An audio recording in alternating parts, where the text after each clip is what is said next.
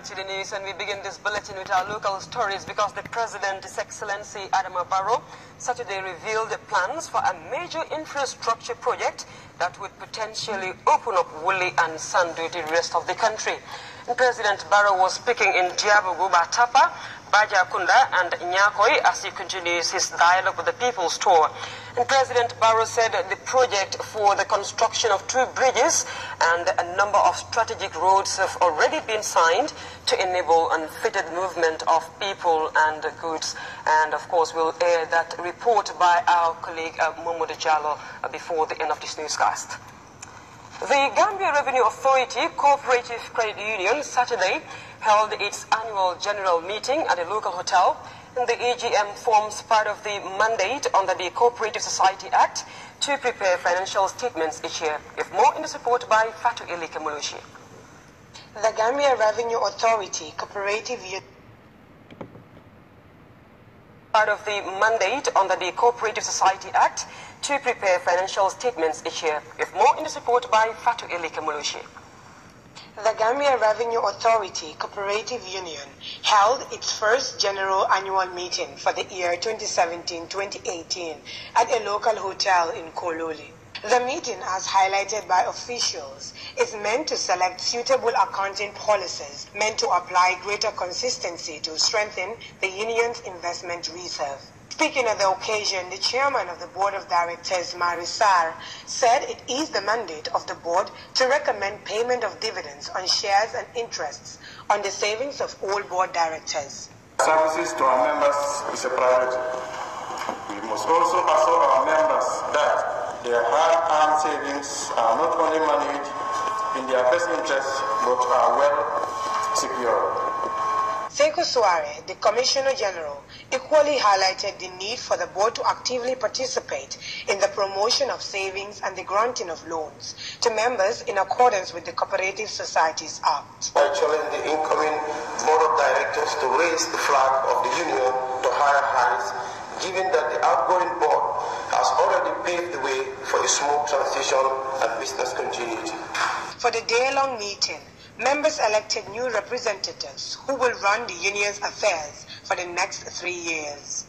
For the past 3 years, the Gambia Revenue Authority Cooperative Credit Union has continued to register steady progress with its net asset and membership portfolio, recording significant growth in the year 2015-2016. For Grts News, I am Fatu Elika Mulushi. The Food and Agriculture Organization recently donated some seeds and fertilizer to communities in the Central River region. The donation is described as timely and came at a time when most farmers have planted their seedlings. And we have more in this report by Famara Kanyi. Speaking at the handing over ceremony, Abdullah Toure of the FAO said the donation of fertilizers and seeds is meant to support farmers in the Gambia. The donation targeted over tens of thousands of farmers across the country. This is one initiative that the Food and Agriculture Organization is using to support women gardeners and youths in the country. Total of fertilizer, 5,083 bags of NPK 62010 has been purchased. 10,000 bags of NPK 1515 and 5,000 bags of urea. 40 metric tons of upland rice, 40 metric tons of lowland rice, 40 metric tons of maize, and 40 metric tons of cowpea. The head of the EU delegation in Sabo used the platform to express EU's concern in strengthening the level of agricultural production and productivity in the Gambia. Today, the FAO component is in the process of actively distributing via the Ministry of Agriculture fertilizers and seeds destined for farmers in the project's 5 regions. The rains are upon the Gambia, and now is the time to plant in order to reap good harvests later this year. Indeed, as already mentioned, the project aims, amongst others, to support farmers' increased productivity. The gifts, according to the Director of Agricultural Services, came at a time when farmers are in dire need of them and will help the Ministry of Agriculture in meeting their demands.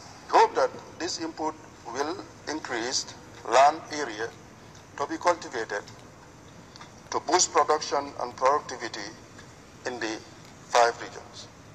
I thank FAO and through EU support for this magnificent gesture in trying to help government realize its agricultural development programs. Speakers at the occasion thanked the FAO and the EU for the support, noting that it will go a long way in enhancing their productivity. Reporting for Grts News, I am Famara Kani. Women at the Bakau Vegetable Garden are calling on the Gambia government to look into their issues and give all necessary support to address the challenges they are faced with. Sister Sawane visited the women at work where they outlined numerous challenges that hinder their productivity, and this is a report. The moving story of women's involvement in gardening and horticulture remains a major concern in the agricultural cycle. Despite the great efforts, little or none is done for these women to increase their investments and soundly contribute to the economy. At the Baka Women's Garden, where more than 500 women toil daily to meet the food needs of inner locations in the Greater Banjul area, everything from tomatoes, cabbage, onions, carrots, cassava leaves and garden eggs are cultivated throughout the air. These women can be seen here daily tending to garden plots whose produce ends up in the marketplace. But how much profit and returns are they making, and are women gardeners being effectively supported to become the life force of the food sector, are questions that remain unanswered. With all the exertions made to make a living for their families, women gardeners are still lamenting the lack of pesticides to resolve crop damage and fall armyworm infestations, which remains a major concern. Aja Kuji Sedifai, who has worked in this garden for nearly 30 years, said the garden is faced with many constraints that constantly impede their productivity. Tumbolu kambatandi anu jambando fana mbuka soto jambando ndolokana fansu jambando samfayele. Sunka Richard appealed to the government to help them with a milling machine to ease the burden on rice production. She also added that the tall fencing has blocked the garden's exposure to air. For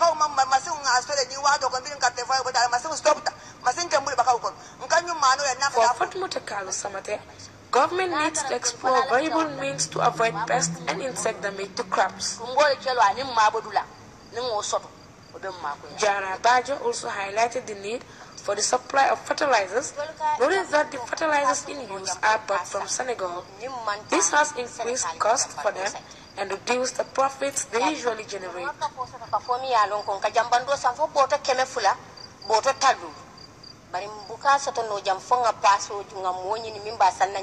From Bakau, I also visited the Sarekuna market to speak to women vendors who buy their vegetables from garden women.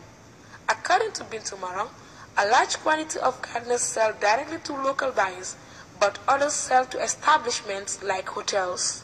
For Ami Marang and Kadichor, buying vegetables from neighboring countries Senegal is expensive. They do appeal for more support for women gardeners and urge government to support vegetables merchants engaged in transnational businesses with easy transportation from Bara to the Banjul ferry terminal. Rudia Tukagbo is a frequent shopper at the Sarekuna market. She travels all the way from Banjul to buy some food items, especially vegetables. Women in the horticultural sector have high expectations for growth as they look towards improved gains to develop their trade. Consideration by stakeholders in the agricultural sector is something they eagerly hope for as they make efforts to sustain the national food basket. For the news, I am Sisi Sawane.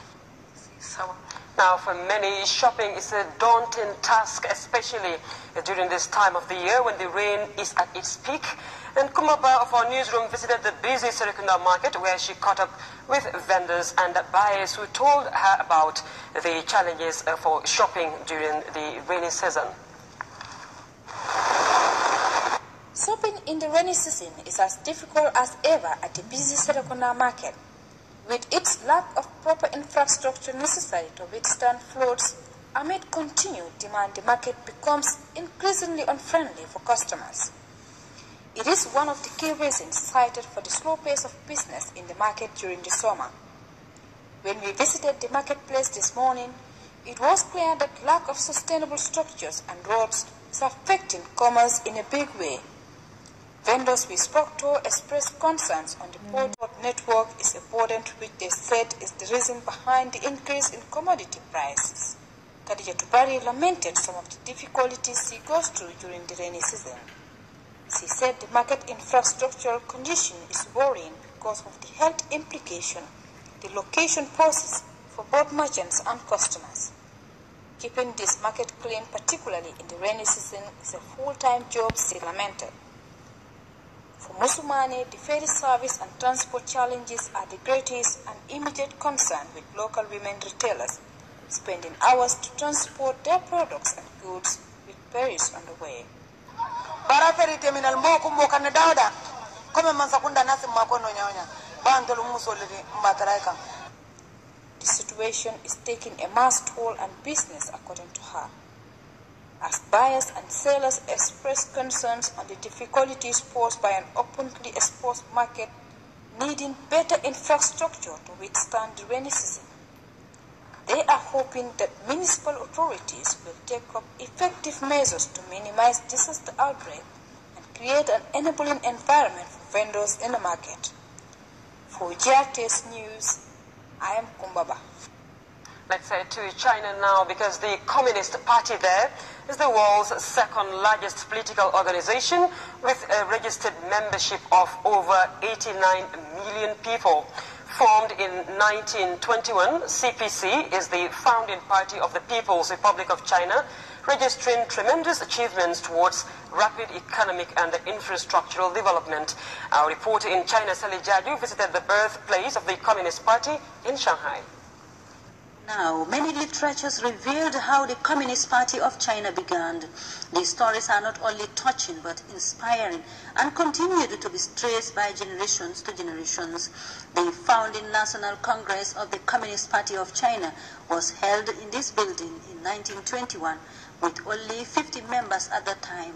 According to historians, few days after the commencement of the Congress, the group faced harassment by the French Coalition police who used to control the area at the time and forced them to leave. The gathering was later moved to a rented boat on South Lake, electing Chen Duxin as party secretary general. The revolution in Russia brought Marxism to China. Another founder of the CPC, he was inspired to start his own basically achievements here in China, to start his own revolution in China. Since then, the Socialist Party continues to gain more influence over its many rivals. Mao Zedong in 1935 became the party's informal leader. Like the former rulers of the party, Mao's first tenure as party secretary general was characterized with several challenges, including the two Sino-Japanese wars. Basically, China defeated the Japanese. The KMT and the CPC started negotiating. And there was a very famous negotiation that happened in Chongqing where Mr. Mao Zedong and Chiang Kai-shek were present. And they were negotiating because they wanted to reach an agreement as to how should they govern the country together. But that negotiation didn't go anywhere because the KMT wanted to be the only party ruling China. So that was not acceptable to the CPC. Chairman Mao continued to gain the upper hand, and in 1949, he formally declared the establishment of the People's Republic of China, marking the end of Chinese Revolution. CPC established itself by, there were 3 years of civil war between the CPC and the KMT. So eventually the CPC won. The CPC drove the KMT all the way south, and eventually they fled to Taiwan. And then the CPC eventually they won the civil war, and they started to build the economy. They started to revive the industries, and that's how they started to govern the empire. 8 years later, the CPC membership increased from 400,000 to 1,200,000. This historical place in Shanghai has become one of the most important historical sites in China, visited by millions of party supporters from far and wide to trace the history of the Communist Party of China. Reporting with Grts News, I am Sally Jaju. That takes us to a break. News and sports is up next. Do stay with us.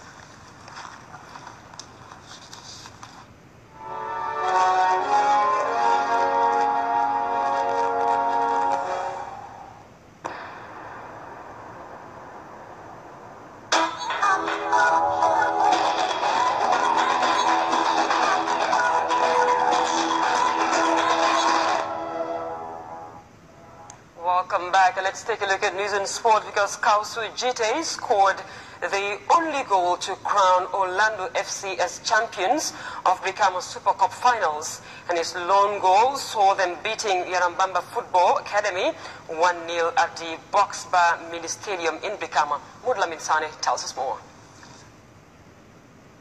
Scores of spectators stormed the Boxbar Mini Stadium to welcome the 2018 Brikama Summer Football Fiesta, locally called Noitan. The Cotton Razor final, which marks the beginning of the Noitan season, was contested between reigning league champions Orlando FC of Brikama and knockout cup holders Yarambamba Football Academy of Yundum. The first half was a cagey affair, with both sides being very cautious, which limited the first 45 minutes to only a handful of chances. The best chance fell to Yarambamba, but their fullback failed to score from close range, and the first half ended goalless. After the break, the game got more exciting, and the breakthrough finally came midway into the second period. Orlando took the lead through Kausu GT's brilliant header.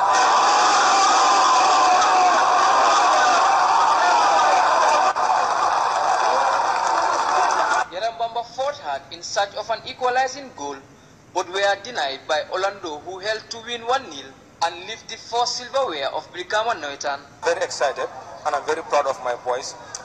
If you see, it was a very but I would say difficult first half for my boys, because we only had 2 weeks of training compared to Yarambamba having training both Noitan and dry season, and they have a very good formation. You know, they're not a very young side. If you see, Yarambamba has been playing for almost 3, 4, 5 years together.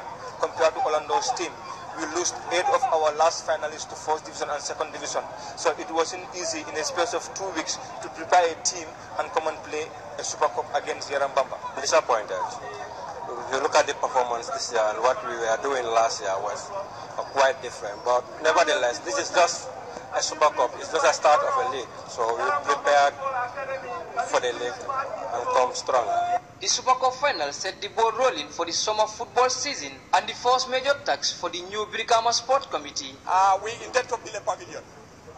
And I believe if we're going to build a pavilion, it will be one of the biggest pavilions that you've seen here. I only hope both pavilions succeed. When they succeed, I'm sure within my 4-year tenure, with my government, in whom I have so much confidence, I believe when you come at the end of the 2 years, the 3 years, you will tell me that, Victor, what you are telling me is not a dream. A perfect start to the new season for Orlando FC, who add the Super Cup trophy to the league title they won last season. Reporting for Grts Sports, I am Mudlamin Sane. That takes us to another break. News in the international news is up next. Please stay with us. Bombardier Emerson, the combat for the crown, 28th of July 2018 sa Stade Léopold Sédar Senghor. Combat bu amateur yi doon xaar, combat soccer, combat askan, combat àddina doon xaar, ba Leewtoo production ñoo fa jaar. Combat bi nga xamante ne tëkk si benn lay doon Sanberil. waxtu di def lu bari la. ak Bombardier du combat. Combat bi nga xamante ne amateur bi dañ ko yàgg soxla. Combat bi nga xamante ne Emerson wax na Pikine li ma leen defal te du leen ko wan ko gannaaw leen rek laa leen desel mooy crown bi. aw ma lu may xel ñaar ci moom.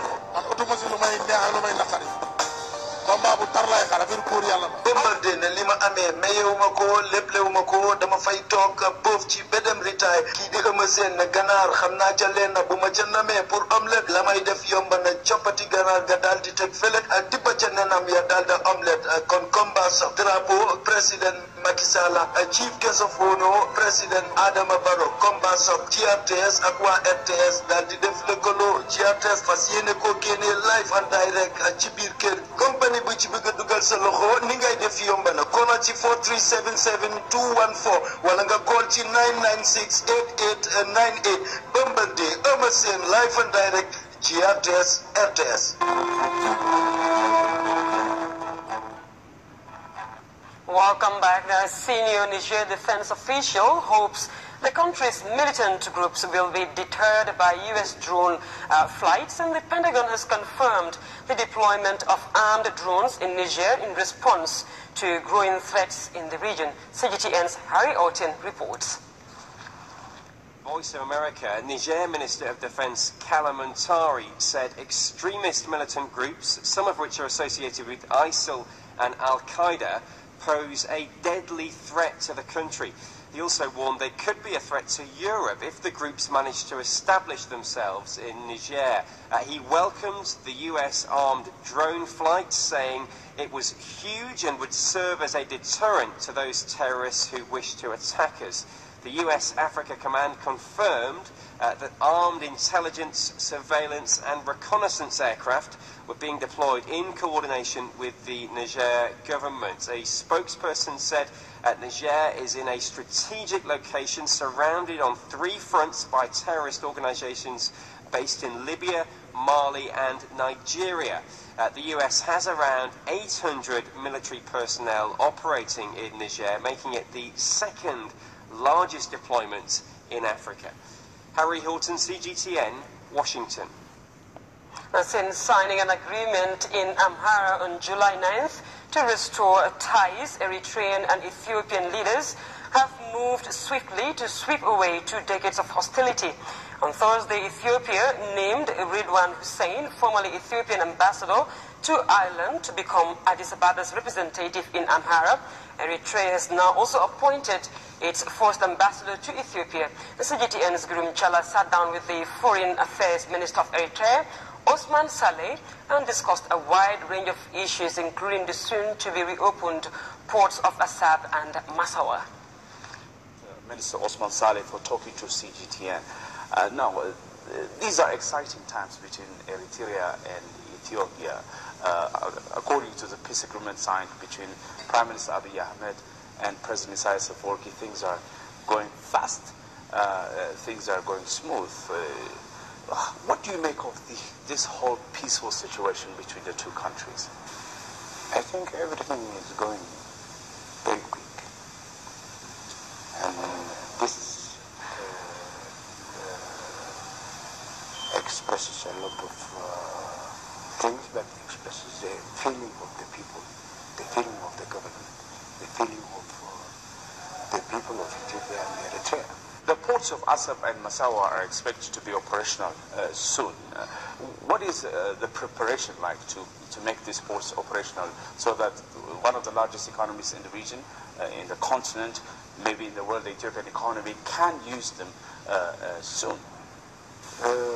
We have not yet started what you call implementing, using what you call the two ports, but we can envision that these 2 ports will be helpful for both Ethiopia and Eritrea. It takes about 34 days to take what we call the goods from the port of Djibouti to other parts of Ethiopia, but now this will not happen. It has to be very efficient and effective.